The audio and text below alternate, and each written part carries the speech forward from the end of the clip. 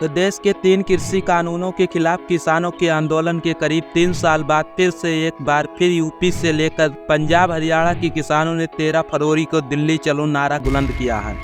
किसान आंदोलन दिल्ली पहुंच सकेगा या नहीं, कब तक सड़कों पर कांटों के तार रहेंगे, तो फिर अब ये नया आंदोलन किस लिए है, तो उसका जवाब जानिए। संयुक्त किसान मोर्चा और किसान मजदूर मोर्चा ने फसलों के लिए न्यूनतम समर्थन मूल्य के संबंध में कानून बनाने समेत विभिन्न मांगों को लेकर केंद्र सरकार पर दबाव डालने के लिए दिल्ली के जंतर मंतर पर धरना देने का ऐलान किया है। शंभू बॉर्डर पर मंगलवार को जवान और किसान एक बार फिर आमने सामने दिखे। पुलिस की ओर से दिल्ली कूच रोकने के लिए किसानों पर आंसू गैस के गोले और पानी की बौछार की गई और आक्रोशित किसानों ने पथराव किया। पुलिस की ओर से 15 लोग जख्मी हुए, 12 से अधिक किसान भी घायल होकर अस्पताल पहुंचे। घायलों में अंबाला डीएसपी, अंबाला पुलिस प्रशासन की ओर से करीब एक पखवाड़े से किसानों को शंभू बॉर्डर पर रोकने की कोशिश मंगलवार को कामयाब रही। यह विरोध न्यूनतम समर्थन मूल्य यानी एमएसपी को लेकर है। किसान एमएसपी के साथ ही स्वामीनाथन आयोग की रिपोर्ट लागू करने, लखीमपुर खीरी हादसे पर सख्त कार्रवाई करने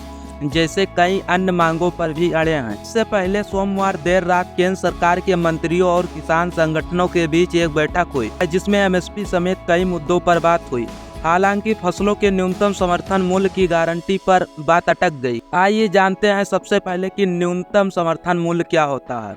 एमएसपी वह निश्चित मूल्य है जिस पर केंद्र और राज्य सरकारें और उनकी एजेंसियां किसानों से खाद्यान्न खरीदती हैं। यह खरीदी केंद्रीय पूल के तहत की जाती है जिसका उपयोग सार्वजनिक वितरण प्रणाली और अन्य कल्याणकारी योजनाओं के तहत खाद्यान्न मुहैया कराने के लिए किया जाता है।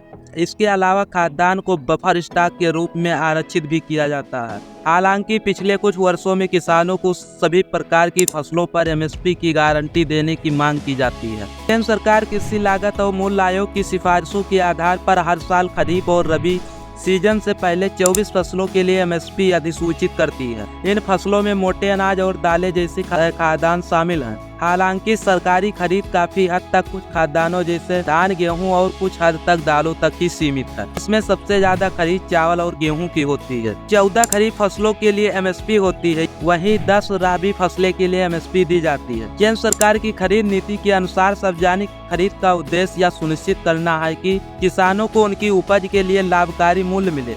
यदि किसानों को एमएसपी की तुलना में बेहतर कीमत मिलती है तो वे अपनी उपज खुले बाजार में भी बेच सकते हैं। एमएसपी किसानों को सरकार द्वारा खरीदी जाने वाली फसलें उगाने के लिए प्रोत्साहित करता है, चूँकि गेहूं और चावल पीडीएस के तहत प्रदान किए जाने वाले प्रमुख खाद्यान्न हैं। इसलिए इन फसलों की ज्यादा खरीदारी होती है। यही वजह है कि फसलों का उत्पादन गेहूँ और धान जैसा केंद्रित हो जाता है और किसानों को दालें जैसी अन्य वस्तुओं का उत्पादन करने के लिए प्रोत्साहन नहीं मिलता है। कुछ राज्य सरकारें ने किसानों को धान और गेहूं के अलावा अन्य फसलों के उत्पादन को प्रोत्साहित करने के लिए कुछ कदम उठाए हैं। उदाहरण के लिए हरियाणा ने एमएसपी के लिए योजना शुरू की जिससे किसान मक्का, बाजरा, दाल या कपास उगा सके। योजना के तहत विविध फसलों की उपज को राज्य सरकार एमएसपी पर खरीदती है। हरियाणा के अलावा मध्य प्रदेश ने चावल, गेहूं और गन्ने के अलावा कुछ अन्य फसलों में किसानों को एमएसपी देने की शुरुआत की है। पंजाब से दिल्ली कूच रहे प्रदर्शनकारी किसानों की मांग है कि केंद्र न्यूनतम समर्थन मूल्य या एमएसपी की गारंटी वाला कानून लाए।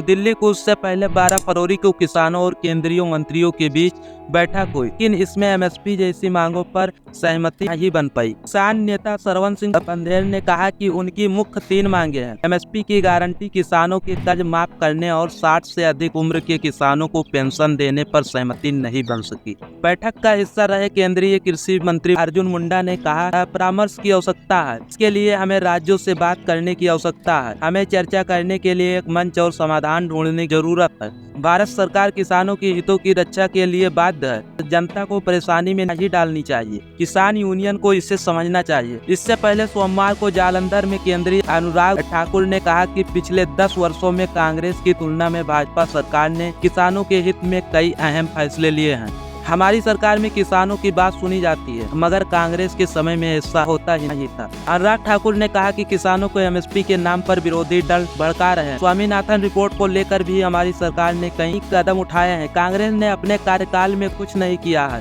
कांग्रेस सरकार के मुकाबले हमने किसानों से दोगुनी से ज्यादा खरीद की और दाम भी ज्यादा दिए। किसान आंदोलन पर आपका क्या ओपिनियन है, कमेंट सेक्शन में जरूर बताइएगा। और ऐसे अमेजिंग इंफॉर्मेटिव वीडियोस के लिए लाइक, सब्सक्राइब एंड शेयर। मिलते हैं किसी और वीडियो में।